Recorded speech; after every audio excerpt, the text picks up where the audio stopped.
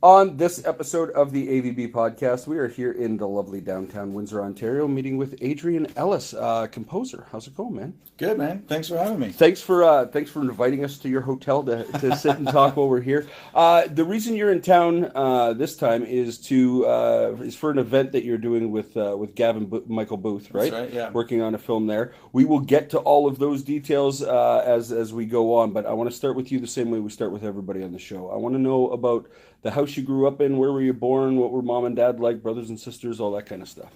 So I moved around a lot as a kid. So I was born in Saskatoon. Okay. My parents are both musicians, and my dad, at the time that I was actually my mother was giving birth to me, was playing an audition in Germany, which he ended up winning. And so I think I was 8 months. So as soon as I could fly, the whole family moved over to Germany. And that's where I spent the first 8 years of my life. What kind of music did mom and dad do? So my dad's a French horn player, so he plays in the symphony. He's actually just retired after 42 years of professional horn playing, essentially, or more. And my mother is a pianist. Okay. She plays like professionally as well? Well, she actually doesn't play professionally anymore. Okay. She now owns a bookstore in Edmonton. Oh, nice. Yeah. Okay. So it's interesting because you like right from go, music is an industry to you. Well, no, actually not. Strangely enough, music was always in the periphery, right? I was always exposed to music. Music was in the house. It was being practiced. Then there would be performances. So I was kind of used to the musician's life, but I never thought of that as a vocation. In a lot of ways, what I was really interested in growing up was visual art. I wanted to be an artist. Not an artist. I love drawing. I love painting. I love the process of creating visual art. So what I actually wanted to do when I was in high school, even though I was doing music at that time as well, was be an illustrator. Okay, so talk to me about, because you said you went to Germany right when you were about 8 months old. How long were you in Germany for? Like 8 years. Yeah, so Germany is like your first memories of, right? Where in Germany were you? It's sort of Middle West. Okay.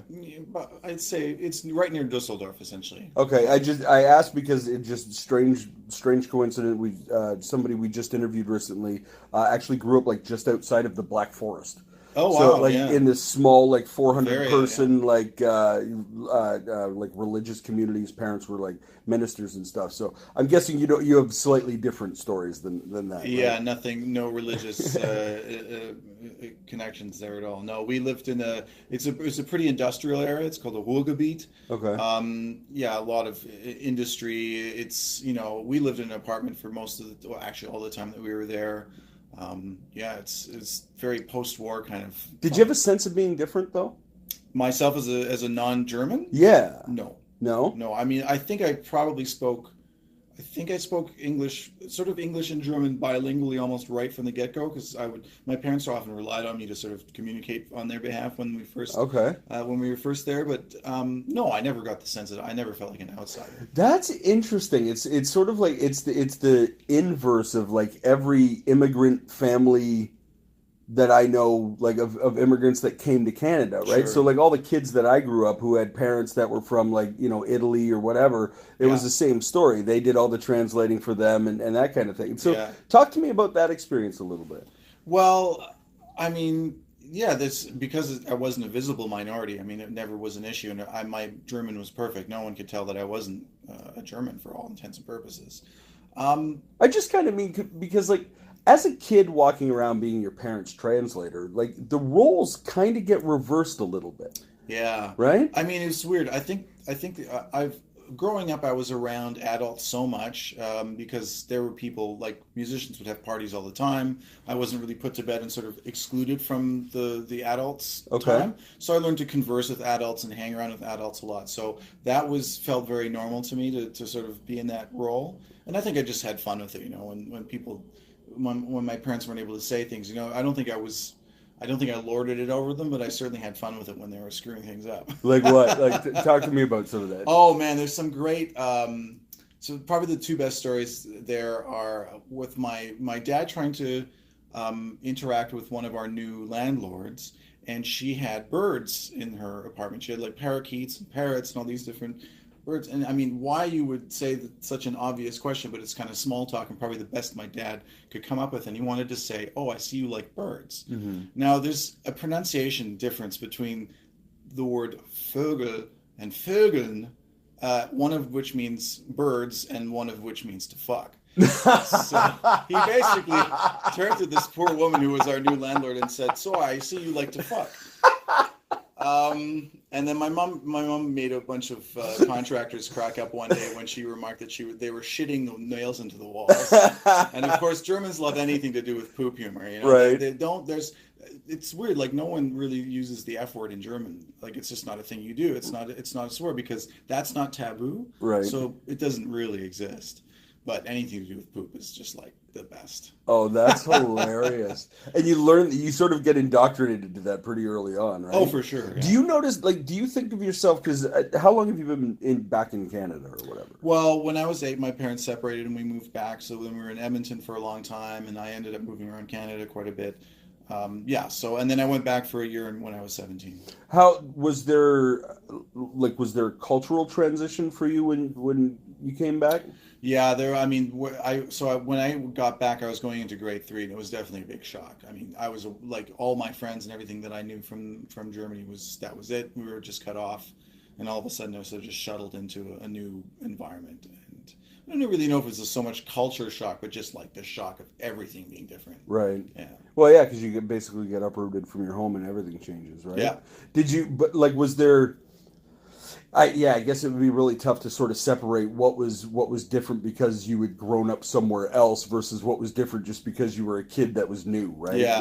Tough to sort of translate it a little bit. Yeah. Was there like, did you have the experience of, like kids sort of like picking on an accent sort of thing or any of that, or did you have that experience? No, I mean, because I was a little nerdly and really into art and, and very sort of like, I was never interested in sort of fitting in, I guess, like consciously. Okay. So I did get picked on a lot. I mean, I was basically like one of the lowest on the rung, and I got bullied a lot as a kid. Yeah. That's not really that much different than in Germany, I thought. The bullying in Germany. It's funny. I had a friend who's Serbian, and we were talking about bullies in like Eastern Europe and in Germany, and we were like, wow, yeah, bullying was serious business. Oh yeah. Like you were really truly afraid for your safety, and I felt like in Canada a bully would come and push you in the schoolyard or call you a name or maybe punch you in the face or something like that. Right. But over there, I remember getting knives thrown at me. There was really? Lots of really crazy, terrible situations. Talk to me about some of that experience. I don't know. Like I think it's just born of like harder conditions and people. Like I think we were probably in a neighborhood that was a little lower. Lower income, and there was this kid that you could tell he just had a horrible home life. I have a lot of empathy for this kid now, but at the time he just terrorized me. I mean, it was just like you were skulking around the neighborhood just hoping this guy wouldn't find you and trying to find routes where you'd be seen by parents or somebody be around and never take that sort of back alley or whatever. So yeah, real fear, like real danger. Real fear. Yeah. And that's not something I ever experienced in Canada. Did you pick up music at all when you were in Germany, or no? It was all just purely like visual art. No, I did. I mean, it was sort of. I picked it up like because my parents are always practicing. Like they're doing these very specific types of practices to their art, right? So my mother's playing scales. On the horn, you do sort of these overtone series, and you do specific types of intervals. And so it's kind of odd because I did pick up on these things, almost parrot them. Okay. So my mom would have me in the stroller going down the street, and I'd be singing overtone series, which is a very weird thing for a kid to know. Like, and you'd think, oh, this kid's a prodigy, but it really just was you weren't hearing, Twinkle Twinkle Little Star. No, you were hearing this. Yeah, I was hearing very specific intervals and stuff like that, and that stuff really stuck with me. I mean, I sort of count that as a big part of my musical education because that's very much ingrained, and I was around that tradition of classical music in its birthplace, really, like Western classical music in any case. What was your it's interesting because you had an introduction to classical music that I think most kids don't see that early. And I wonder simultaneously, like, because obviously you got into it, but I wonder, like, was there a period where you sort of like bucked against it, like all kids do, sort of push away from the music your parents are doing, or was it different because they were sort of professionals at it? I remember my parents would take me to the record store, and basically I would pick records based on what I thought was a nice looking cover. Right. Just sort of like this one and pick that one. So I think it was the Beatles' White Album. It was a Chicago album and some other, like, just sort of 70s, 60s, 70s rock. And my parents bought those albums, and I kind of got introduced to that, which was, I don't think I think as a kid, you're not really you don't put these boundaries on things, right? You're more likely to just be open to everything. Right. And it's only when someone else says, oh, these two things are not alike, and you must judge one and, pick one over the other, right? That kid looks like that, and they're not one of us, and this kid's okay, and this music's good, and this music's bad. That didn't happen. So I just sort of, I was just sort of open to everything. Later on, certainly when I got into my tweens and then teens, I got into rock music and then metal, and then music got progressively heavier as I went through my teenage years. And I never felt like, oh, classical music is dumb, I don't want to hear it. I always enjoyed listening to it, but it wasn't something I identified with. It's so funny because you sort of hit on a point that is a little, personal bias or whatever, but like I remember going into, the first time I'd start driving in northern Ontario or whatever, and you'd find these radio stations that literally would be playing a rap song followed by a country song followed by whatever. And that to me was like the fucking Twilight Zone. Right. Because coming from Windsor, like, this is like from day one, music is segregated in this area, right? Yeah. Like there is a rock station, there is a rap station. It's really interesting because like classical, forget it. Like classical was like nerd shit, right? And it's funny because even thinking about coming from a background where that isn't even a base to have is really interesting to me. Yeah, and I don't think that's something that was necessarily instilled or not instilled by my parents. I mean, the classical music world is incredibly, I think, as a matter of, just, I think generally speaking, is very segregated, is very, this is good and this is bad, and they definitely are very snobby, basically. Just sort of speaking of this, one of my favorite stories is Marty Friedman, the former guitar player that was with Megadeth for a few years. He ended up moving to Japan. And when you watch, I can't remember where he appeared, but I was watching some sort of a documentary, and he sort of appeared in this documentary. And I think it was that metal, like the documentary about metal around the world. Right. So they're interviewing Marty Friedman, and he's in Japan now. And he like appears on game shows and like he's like a little minor celebrity there. Right. And he said, man, when I came to Japan, I just fell in love with the place because they don't discern between like there's no quality discernation between discernation. Is that a word? No, there's no qualification in terms of like this is good and this is bad based on genre. Right. And they also have an understanding that when Kiss came over in the 70s, they were like, yeah, of course we get this. It's kabuki theater. It's serious. Like, they're not Satanists. Right. They're just entertainers, and they're good. They're really going all out. It's great. We love it, right? And Marty Friedman's like, discussing, like, we're talking about this one act that he saw where the guy they came out really Kiss style, big costumes, really aggressive music, and just like tearing up the stage, like burning things down. And then the band departs, and the lead singer sits down at a grand piano and plays the schmaltziest, romantic, like just like kind of like song, and they're like, yep, that's totally normal. That's nothing wrong with that. That's hilarious. Yeah. Do you sort of like do you hold any of that with yourself? Like, do you consider yourself like do you look at music that way? Yeah, I mean, I'm really omnivorous. Like, in terms of music, I love I just like well performed, well-made music. When was the first time, because you said visual art was more important to you when you were young. Yeah. So when was the first time like music started to really grab you, where you were like, oh, maybe this is a thing I give a shit about? When we moved back to Canada, there were a few albums. Michael Jackson's Thriller was a big album in the house. Great album. It's just also it's a mishmash of good stuff and bad stuff.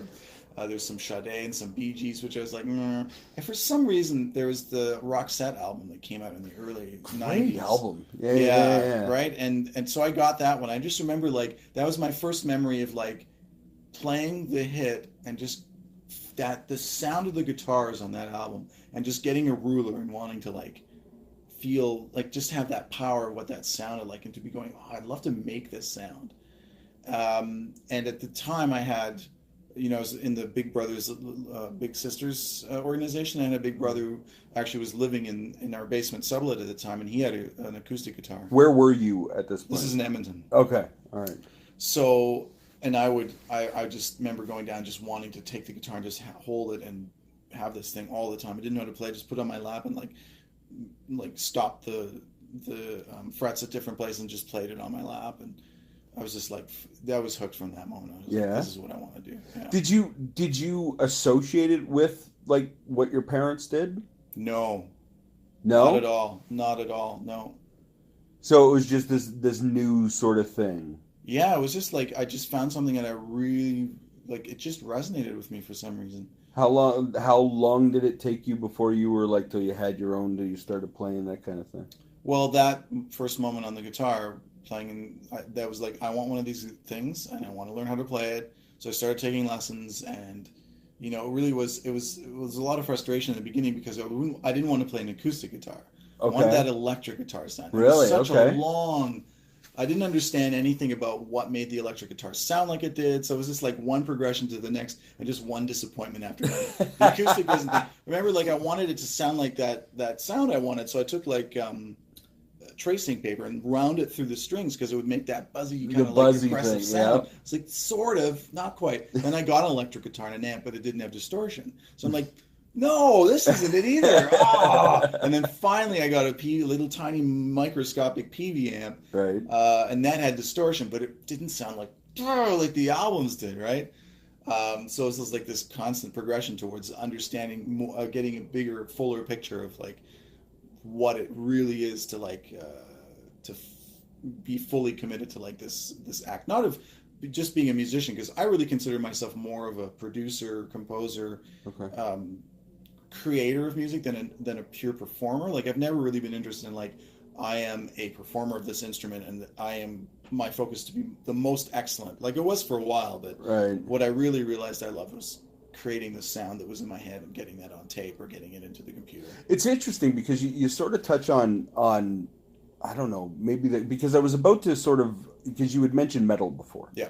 And I was about to sort of have you compare metal and classical, because to me metal is very much like just, it's taking rock music to the most sort of like technical ends. Now, I'm not a metal guy at all. I've come to really, really respect what metal is and what they do in it. It's not something I sit and listen to myself, especially when you get into the Cookie Monster stuff, but that's a whole other thing.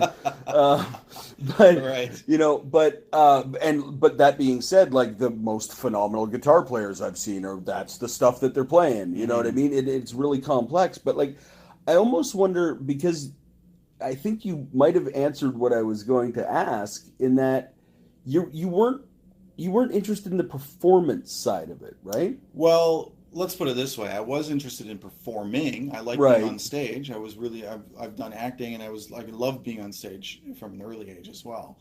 But I wasn't interested in, like, when I say performing, I mean like what the quartet does. Like they've gone to school, they've got their master's degree, they're going to PhD level in performance. Their thing is, this is my focus and the thing that I'm going to work my craft until I have mastery over this. And I mean, it's partly laziness and partly just like that wasn't the main thing for me. Gotcha. So I did love performing. I hated all the hurry up and wait and the annoyance of dealing with sound and having to deal with clubs and all of the rest of that stuff. But I loved the moment of being on stage. Was great. Yeah. And then everything else was sort of like, yeah, I can give it a take, but put me in the studio, and then I'm like, this is home. See, it's funny though, because you even still you focus, when you talk about performing, you're specifically talking about performing, like playing your instrument. And when I think of performing, I think of like stage performance. Sure. Like the perform, like to, and I mean, if you see me play, you'll see it right away. I care more about what's like the visual almost than the technical music side of it. Sure. Was that ever a thing that you balanced back and forth, or was it always just about getting the tones right? Oh no, I love the performance aspect. Yeah. I love having like working stage presence and working and like trying to tell a story on stage and that whole thing. Yeah, for sure. Okay. Yeah. So talk to me about how did your journey go from, because you said you got the guitar and you went down metal road. How did that transition? Well, I mean, you can talk to me a little bit about the metal stuff if you want, but I want to sort of, how did you go from being, like the rock star kid to going, okay, we're going to work on the classical stuff?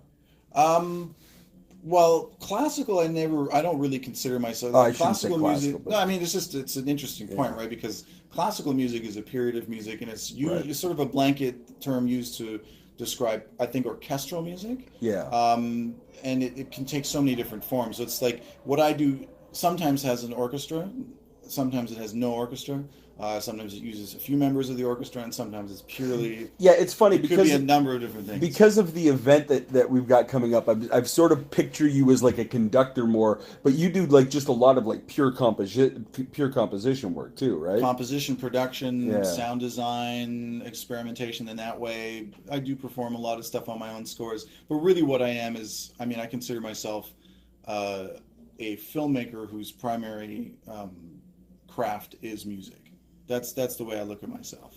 Okay. I'm a filmmaker. My main interest, my main goal is to master the art of filmmaking from the perspective of my involvement as a musician in All that right, talk to context. me about that because that's a very specific way to look at like it's a strange sort of like Yeah, twist on what music would normally be for most right, people. absolutely. So talk to me about that journey. So that really started in Germany again when I was because what and that's also where the performance part of it came. I would listen to music and I would get visuals in my head. I knew exactly what was going on and I would get costumes and act these things out. So what ended up happening is that sort of just carried over that idea or that interest in storytelling, and that love of music and that the fact that music gave me such strong visual images and that it brought up this story. I could tell you what the beginning, middle, and end of every story was by listening to these pieces, and they were classical pieces because that's what I had access to and I loved. But the whole idea of what a film composer is and does didn't occur to me. Really until I was much later in life that I Well, I go, mean that's oh pretty yeah, young for you to even sort it's of a like vocation. Yeah. So I yeah. had no access to that. So, I was going down the path of being an artist, but I also started to, when we were talking about like getting into the guitar, started playing in bands, and then it was like by the time the end of high school, I was like, I want to be a rock star. But I'm also going to do my safe plan B, which is go to post-secondary for illustration, which is a crazy plan B.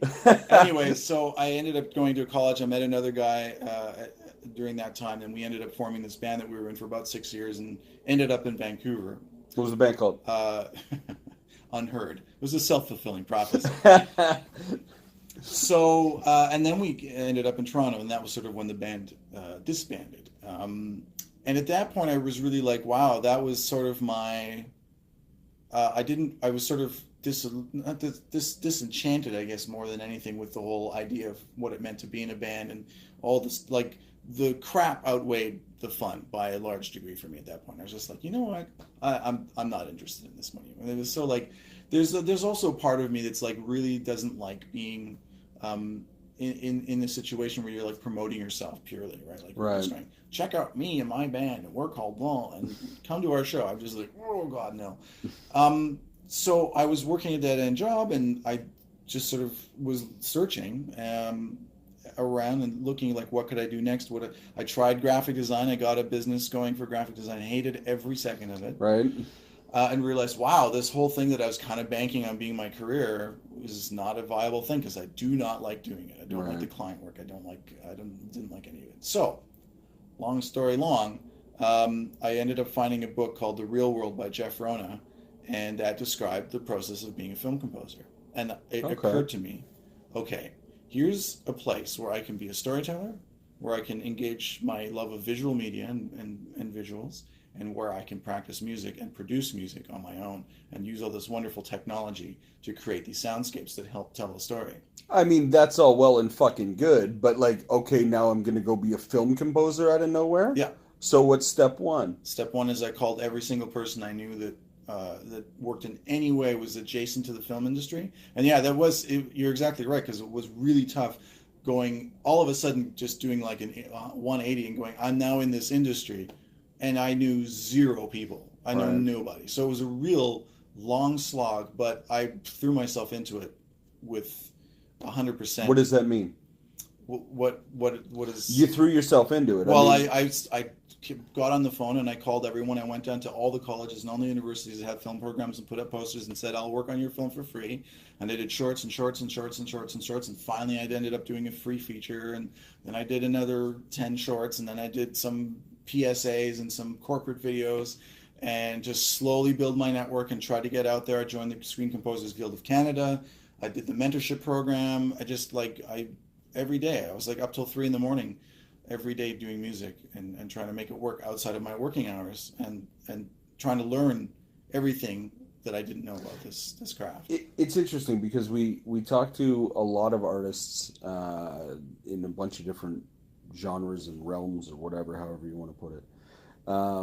And we talk about, how being an artist and the life of being an artist is, different than, your typical 9 to 5, whatever. Mm-hmm. But I think one of the things we don't touch on enough of is what the actual work is. Right. Right? Like everybody says, oh, I work my butt off. He works his ass off to do, and you sit back and you go, what, like, if you're a kid, basically, if you're a kid that has this visual ideas with music, but have no idea even what a film composer is, right? How do you ever even find it, right? Yeah. So tell me about what the work is there.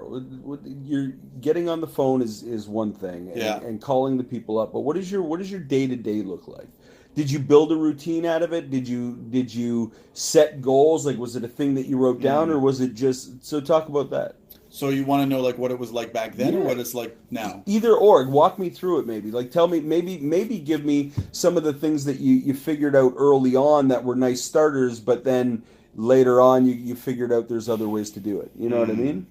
I mean, it's such a deep study because it involves so many different things. There's the whole like becoming a better storyteller, and being able to read the language of a film and understanding, not on a surface level, but on a very deep way, what the role of music is, which isn't, it can do this and it does all these basic things too, but it does something much more important, I think, in a lot of ways. So you can enhance a scene, you can make something more scary or more romantic and blah, blah, blah, all this kind of like surface level 101 kind of stuff. But then there's this idea of like what I call heavy lifting of music, which is how do you create an emotional resonance in someone in act one of something so that you can capitulate on that emotion by playing the same music that worms its way into your head. You're going to remember it so well, and you're going to say something here, and then you're going to give them a different perspective over here, and they're going to have an emotional reaction because of that. They're going to understand something at a deeper level than they did if that music wasn't there helping them transition through that moment. We can tie two things together that can't be tied together in many other ways, right? Other than like the obvious actor says, well, this is because of this that happened in Act 1 or whatever, right? So there was that aspect. There was the technological aspect and the production aspect. Like, how do I take my crappy sounding music and make it sound like what I hear in the recordings, right, on the screen? There's working with time code and trying to figure out the whole all that aspect of it, and just like how do you get from the beginning to the end of this film and deliver something to the filmmaker that they go, good to go, thanks for your work, and on to the next, right? So there's all that was a lot of it, and for the most part, I just kind of muddled my way through it and met a lot. How much of it felt like wasting time? How much of it felt like wasting time? I guess it depends on what you consider wasting time. One of the things that I didn't like about where I was when the band ended was that I had this. We often lived with a future mindset. When we get famous, when we get an agent, when we get this, then it'll be amazing. As opposed to, I love the music we're making. Every gig is great. Blah blah blah. We've got all this great thing, all these amazing things going for you. So one of the things I said to myself when I started down this path was, I never want to feel like that again. I always want to make sure that every single moment that I'm working on this, whether I win or lose, is going to be worth. I'm going to look back and go, it was all worth it. Right. So I've had that attitude since I began. Where did you find that? It was just when you get disgusted with a certain way of being, and you just go, I'm not being like that anymore. Yes, but how did you even come on to the idea that like you were disgusted with that particular mindset, with the idea that it's the future, like the forward? because you're talking about expectation, right? Like Yeah. you're talking about it's human psychology, like not 101. It's like Yeah. human psychology 303. Like it's Yeah. you got to kind of get deeper into some shit before you start Sure. realizing like, oh, being this like biological thing is kind of fucking with you sometimes.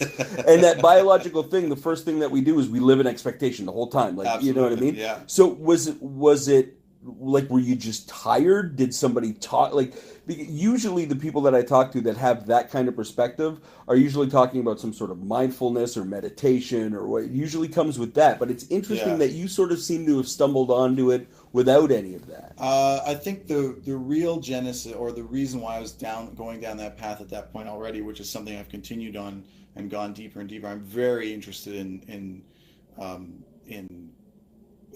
really getting deep into and understanding why I do the things I do and how my mind works, and managing expectations, managing my emotions, and having a very intentional life. This is like always top of mind. Everything I do is about that.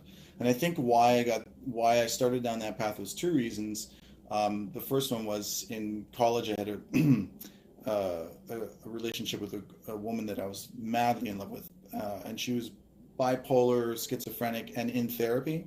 So a lot of the interactions that I had with her was like a crash course in understanding yourself, Right. and going really, really fucking deep, because that's what she was doing. She was going really deep, and I was like, this is terrifying, and I don't know what's going on. But I loved her so much, I was just like, I'm in for the ride. So I learned, it was just like going through the ringer.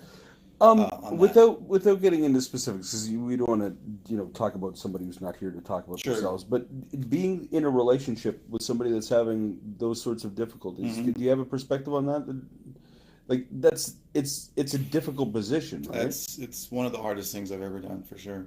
I mean, dealing with someone with that kind of mental health issues. I mean, I didn't know really like I couldn't deal with my own emotional landscapes. How old were you at the time?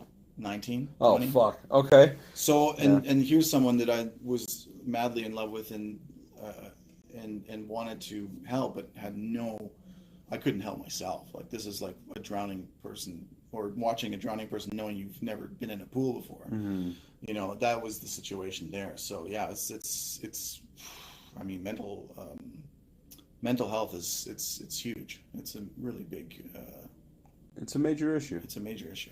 It's yeah, sorry, I didn't mean to derail it. It's just it's a topic that's sort of close Yeah. to, you know what I mean? Because Yeah. dealing with people who have mental illness, especially close people, is trying's the wrong word, but it's challenging, and it's emotionally challenging. Yeah. Like, more than anything else, like mentally and physically and all the other stuff, that's one thing, but like emotionally, that tear between like wanting to help somebody and, like you said, not knowing what to do or being able to, or like just sort of being beside yourself, and then how do you deal with yourself as a human being dealing with a person that you can't deal with sometimes? Like, Yeah. it's a difficult Oh, thing. it challenges you on the most like highest level. How old were you when that relationship ended?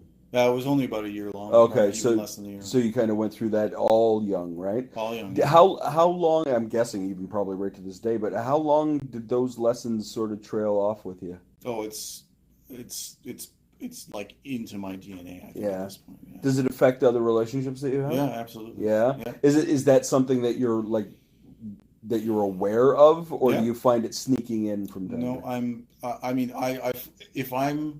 if I go, I don't know why I did that, I'm very surprised. I'm like, wow, I didn't catch something there. It was like, most of the time I'm like, I know why I was an asshole just then. I know why I was passive aggressive, and I usually try to cop to those things. Like, I'm timing myself on like a second basis. Like, how quickly are you going to be honest about this stupid thing you just said? Right. And I want to be like really clean. I want to be immaculate with my word, and be intentional, and always be like, no, this is the true, honest kind of like person that I want to be. It's funny.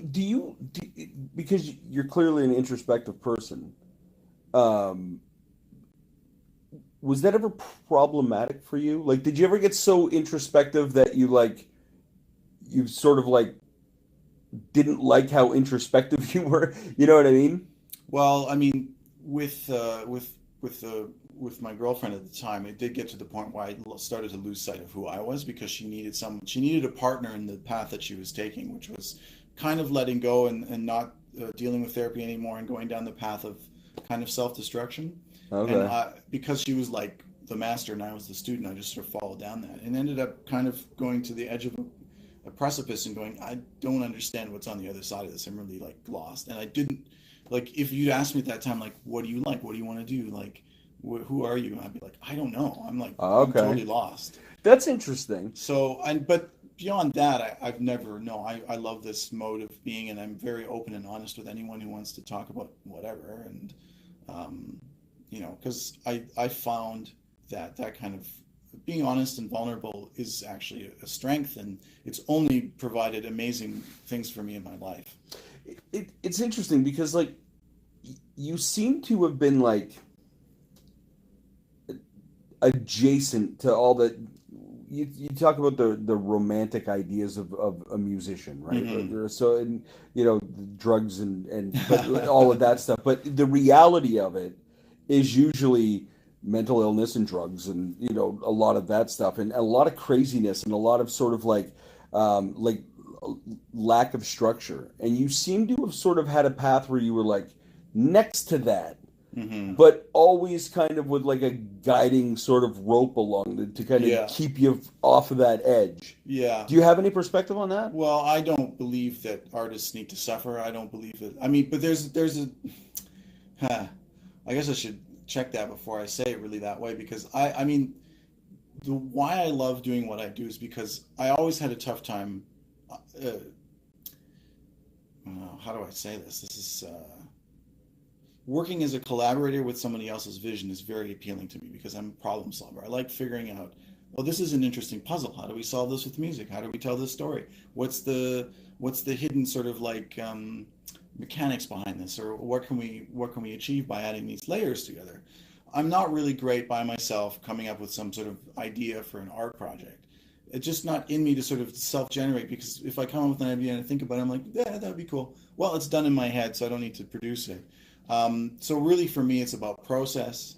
It is about exploring ideas that are interesting to me, but they're not usually like this kind of like torn up, I need to work through my problems kind of stuff. Like, I don't write lyrics. I don't write music that's like, oh, it's like this or that.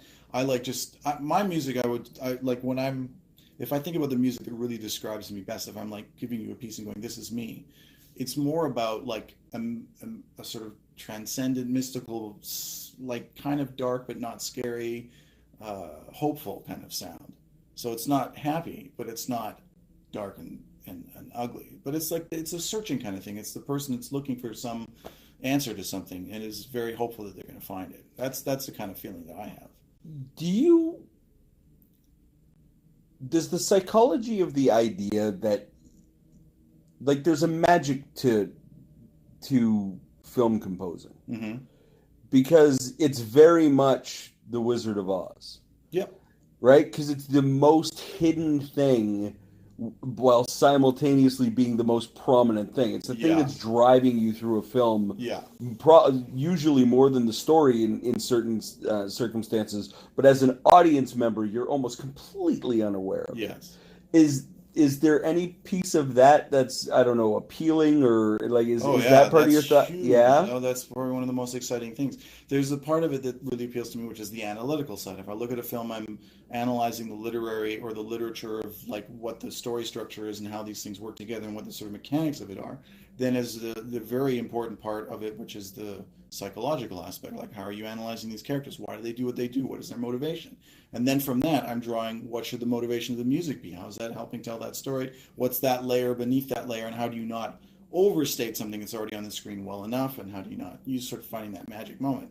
But then you take all of that nice analytical stuff that I can write out on a page and talk to you about, and have an interview and say, well, this is what we did here, and be all clever about it. But then there's this point where you just go, okay, now all that's gone, and now I somehow have to find the notes to say all that. Right. And that's where you just go, I don't know why this works the way it does. I couldn't tell you, like I can tell you post having written something, I can analyze for you why I think it works, but why I would generate something like that just iteratively is oh God, never mind. Or like by just sort of like working out something on the piano over and over again. So I'm going, it's sort of not, maybe this, maybe that, and sort of moving around this thing until something kind of clicks and you go, oh, and that's that. Like when you hit that moment and you're like lay something up against picture and you go, oh my God, like this is starting to speak, like it's starting to do, it's resonating with the picture. It does this kind of like thing, and you see the characters look, you'll see things you never saw before, and the characters will do something. You're like, okay, now we're starting to get somewhere. This is starting to speak. That's the magical moment. That's the real big. Talk to me about the process of in general, because I know what we're doing now is quite a bit different. But Yeah. talk to me about in general the process of film composing. How does a project work from start to finish with you?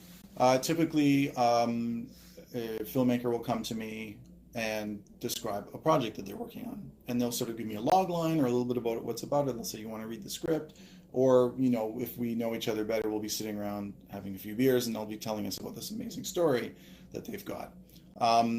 Once everything is sort of worked, like if I'm early on in the project and there's sort of a pre-production, I'll just sort of follow things along and get a sense if there's any kind of art for the film, or if there's storyboards or anything that I can get my hands on, to sort of just get a sense for it. I'm not making music necessarily, I'm not working, but I'm just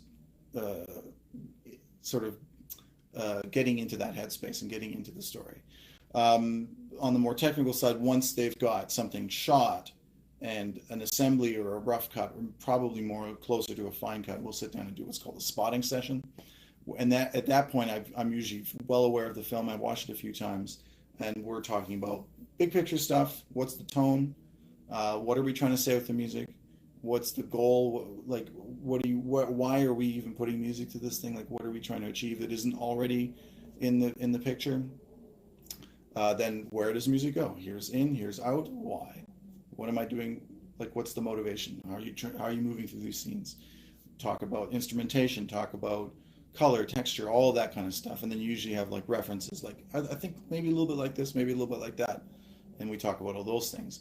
I go away, and then this is the part where the idea of wasting time comes in, because this is what I call percolation, because I'll sit around for between 3 to 5 days and it'll look like I'm doing absolutely nothing. Yeah, I'm just sitting there, I'm going for walks, I maybe sit and play at the piano a little bit, or search through the computer, make a few sounds, and then just sit, maybe read the script again, watch the movie, or just like don't do anything that's related to it at all. Yeah, that was actually my next question. Do you ever do like the distraction sort of thing? Like just, all right, I'm not going to spend any time thinking about it and just kind of wait for it to hit me. Yeah, if I'm stuck, I'm really stuck on what's the idea, like what's the good thing, or what's that main concept, that thing that's sort of going to hinge the entire score.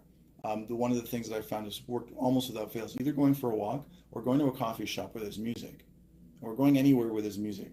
Every single time I've done that, there's going to be one thing that pops on the radio, and I go, oh, right, so if I took that bass part and then combine it with like this kind of, oh, that's it.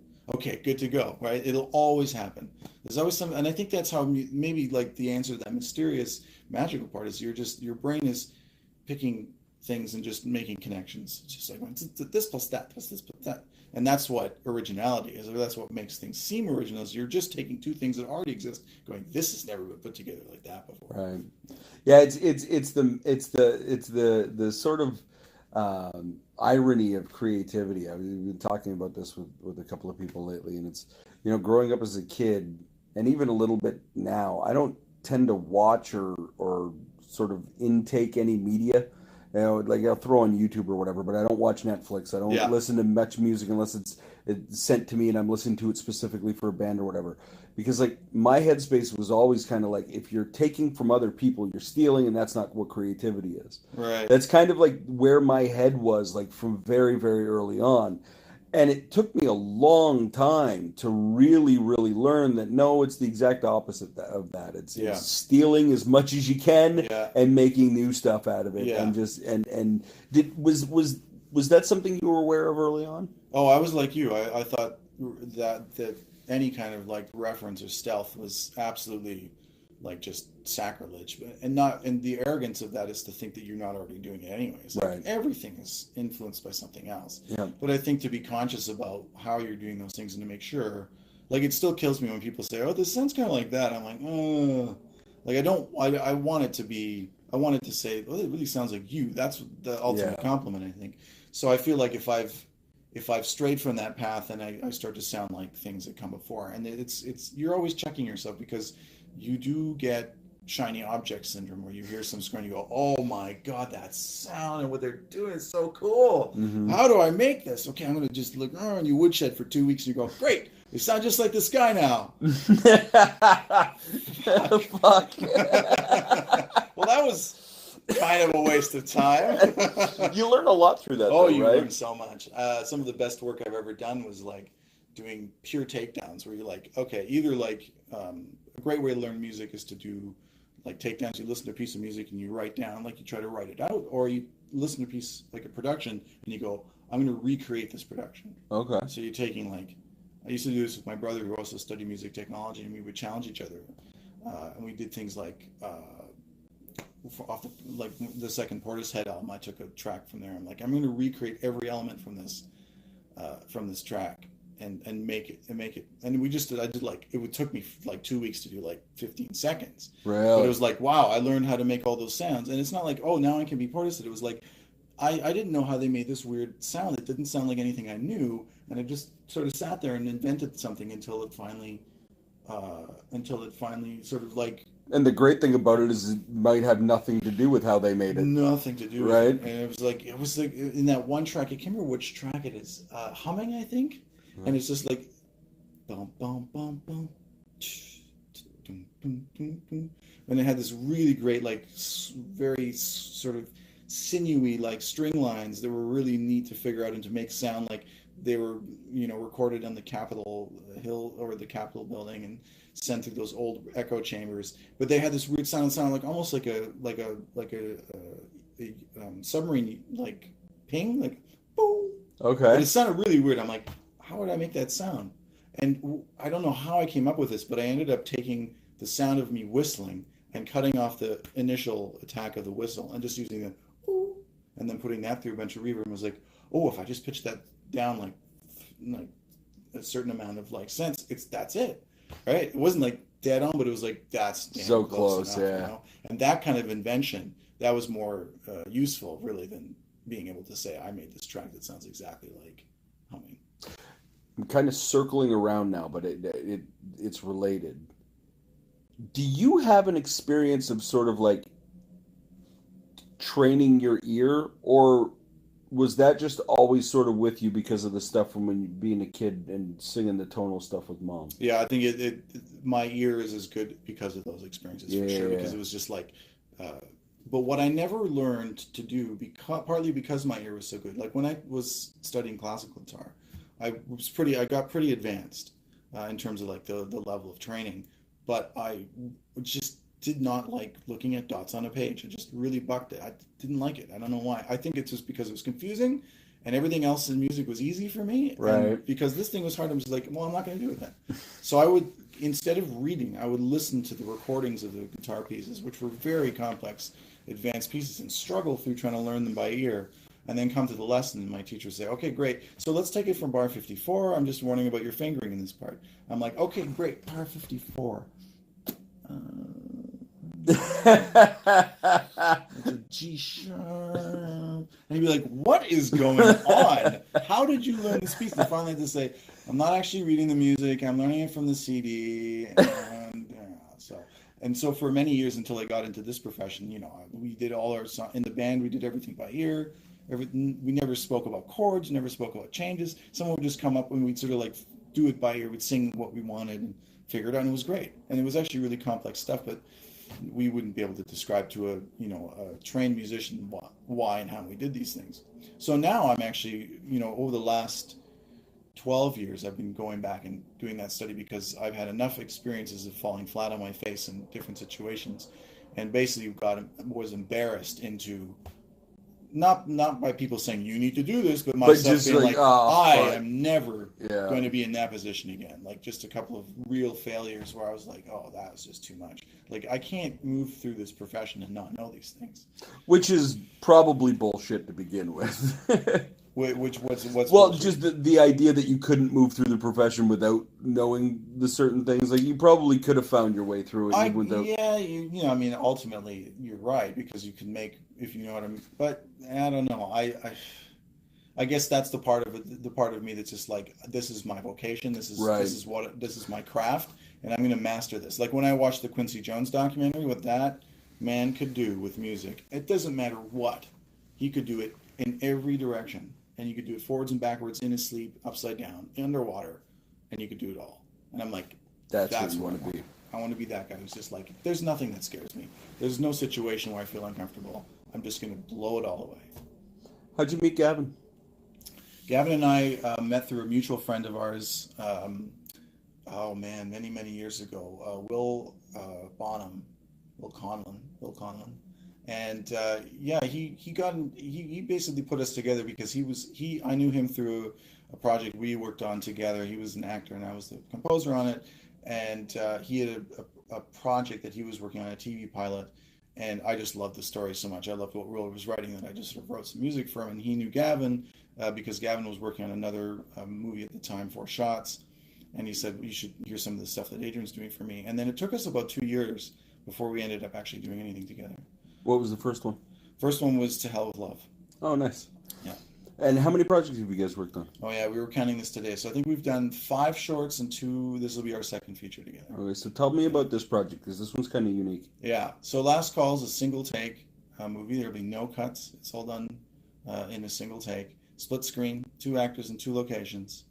So it's a really unique viewing experience for the audience because you don't get scene breaks. You're always seeing the actors at every moment on that screen. And it's a story about a desperate man at the end of his rope who suffered a major tragedy in his life and has decided to end his life, and because he doesn't want to be alone more than have somebody talk him out of it, calls a suicide hotline, or at least what he thinks is a suicide hotline, and by accident gets the night janitor at a local college. The movie sort of moves to this relationship that builds as these 2 people try to find their way through this phone call. And when Gavin described what he was doing, there's always this sort of moment in our conversations early on where it's like, oh, what's the concept going to be? You know, like, where are you taking this? What's the angle? And so, of course, when he said that, I'm like, wow, single take, that's crazy. So I guess I'm going to have to do the score in 1 take too, basically. So he took that away, and then at some point down the road when he was filming, we hadn't talked for a few weeks, and he sends me a text that's a little CBC Player link, and I'm like, oh, cool, we got some coverage. I click it, and I'm watching. I'm like, oh, this is so great. They're already getting some traction. Oh, look at Sarah, and like it was really cool. And then they cut back to the studio, and the announcer goes, and the movie's not the only thing that's gonna be done in a single take. I'm like, right, we haven't talked about this. I don't even know if this is possible. Like, and by the way, that sentence has been said by every human being who's ever worked with Gavin. Right. Yeah, oh wait, we haven't talked to. All right, well, let's do it. Yeah, no, it's true, and I was only upset for about 2 seconds, and then I realized, no, this is great because now you're bound to this challenge because you can't back out of it. And, right. and I've always, or not always, for the last 10 or 12 years of my career, I've found, just by happenstance of being in certain situations, that when you stand near the deep end of the pool and someone pushes you in, that's usually a good thing, because you're going to figure out a way to swim, and then you'll know how to swim, and that's a great place to be. So I've always tried to put myself purposely in those situations where I'm not really sure how it's going to turn out, to the point now where I know it's going to work out one way or another. So talk to me about what you guys are doing tomorrow. So tell me what it looks like to do a 1 take, right, audio take for a film. Yeah. So normally what you would do is you would have a very sterile, clinical, acoustically treated, quiet, managed environment for your musicians to come together in, and you'd be behind a glass and having conversations, and you'd put the music in front of it's always a pressurized environment when you're doing film music because it's so expensive to record music with musicians, and there's a specialized kind of breed of musicians that's able to do that kind of session work where literally you walk in. Is it always in groups, or do you ever track? Oh, you track this. You can do it every which way. Okay. Sorry, I didn't mean to interrupt. No, that's all right. Yeah. If you're doing ensembles, like if you're doing a traditional kind of orchestral recording, it's going to be, they do track nowadays, because oftentimes they'll be like, well, you can't get the balances that you necessarily want if the timpani's pounding away. You can't hear the strings as well, and you also want separation so you can mix it. I mean, the way that film music or orchestral film music is mixed doesn't sound like classical music anymore, right? Because it's kind of mixed like rock music in a way. But normally you'd be behind the glass, and then you do a take and you give notes, and maybe you punch in and get a little bit, fix this, no, and then you'd sort of make this like molded, sculpted product as you're going along. What we're doing in this case is we've got our string quartet, so we've got a nice, manageable, small ensemble, which is chosen specifically also because it matches the scope of the film. I wanted it to be intimate. I wanted it to be about single voices. So you're matching the voices of the actors on the screen. You've got characters being their music is oftentimes a single instrument that's carrying that.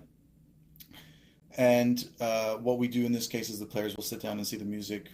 They've seen it a little bit in advance, but not very much. And they'll basically play through the entire thing in one take. And one of those takes, we're going to do it a number of times, and then one of those takes is going to be the take. The one. So, going back to what you were saying about what people say about working with Gavin, I sort of feel like you put people into a pressurized environment, but you say you're going to be amazing. Like, this is going to be so cool. And then they bring out, you don't make them feel nervous or bad or stressed out. You go, yeah, I understand, it's kind of crazy, but this is the reason why we're doing it, right? We're trying to elevate this. We're trying to bring this energy and this grit and a little bit of the unknown into this whole thing. It's not safe. What we're doing is not safe. And I think that's when really cool stuff happens. And on the other hand, you have to have the attitude that at the end of the day, you're going to look at it and go, it's not perfect. You're going to have little hiccups and blips and misfires and maybe a bit of noise here and there. And you're just going to go, that's fine. Is that a struggle for you on this one? No, that's never been a struggle for me. I love, I'm not a perfectionist in that sense. Okay. I'm a perfectionist in other sense. I mean, to me, what's the main thing, right? The main thing is that an audience understands and resonates with the story that we're trying to tell. And whatever means you can employ to get that, you use. We're facing all sorts of challenges and limitations. You have to work within those boundaries. And then it's like, if there's a little bit of noise, is that as important as the emotional resonance of what the piece feels and sounds like, right? One of my most powerful musical experiences was this same girlfriend gave me a copy of Jeff Buckley's Grace, but it was on a tape that she dubbed 100 other things on before. So it was like Grace, but right, would bleed through. Yeah. And I just thought, this album is from outer space. It sounds so weird and distant and mysterious, and I just thought it was the best sounding thing I'd ever heard in my life. And it was partly because it was badly dubbed onto a crappy tape, and the fidelity wasn't there. And then when I heard it on CD for the first time, it was all clear and perfect and crystalline, and I was like, what happened? What happened to this beautiful album that I love? Like, where's the wool? Like, it used to have this blanket of gorgeous, like, gauzy, like, fog all over it, and now that's gone. I was really, like, upset about it. I'm like, well, I know my Grace is the Grace that has fog and, like, is muffled and warbly and kind of tape warps. So, I think that's what it's going to be like for this. Whether it's something that's pristine or, so perfect that it's boring, that's not going to happen here. I cannot wait. I'm very excited to be in the room tomorrow and see it all go down. Thank you for hanging out. This is a real pleasure. It's been a pleasure, man. All right, folks, this is going to conclude this episode of the podcast. Be sure to check out the links that are going to be popping up there in a minute. And, of course, you've got links down below for Adrian, all of our stuff, and, of course, our awesome sponsors who make all of this possible. And while you're down there, go ahead and click on the subscribe button and the bell next to it so you get the notifications when all of our new videos come up. Thanks for hanging out with us this time. We will catch you next time. That'll do it for this episode of the ABB Podcast. Don't forget, you can subscribe to our full audio episodes on Spotify, Apple Podcasts, or anywhere you find your audio podcasts. The full episodes, highlights, and our live off-the-floor performance videos can be found at our YouTube channel, and you can follow us on Facebook and Instagram at the AVB Podcast. Of course, you'll find links to our incredible sponsors and this week's guest in the description below. The AVB podcast is part of the Border City Network. Find more great content at bordercitynetwork.com. See you next time, folks. Bye-bye.